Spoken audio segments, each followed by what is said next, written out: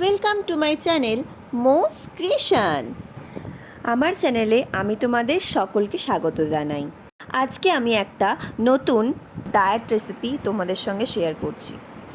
তো প্রথমেই আমরা কি করব, এক বাটিতে টক দই দেব, আর তোমরা সিজনাল যা ফ্রুট পাবে তোমরা সেগুলো অ্যাড করবে। আমি এখানে আঙুর নিয়েছি, আপেল নিয়েছি, তারপরে বেদানা নিচ্ছি আর তরমুজ দিয়েছি।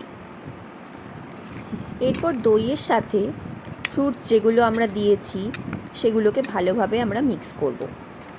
আর আমি 2 চামচ চিয়া সিড ভিজিয়ে রেখেছিলাম 2 ঘন্টা মতো, সেটাকে এবার এটার সাথে মিক্স করব।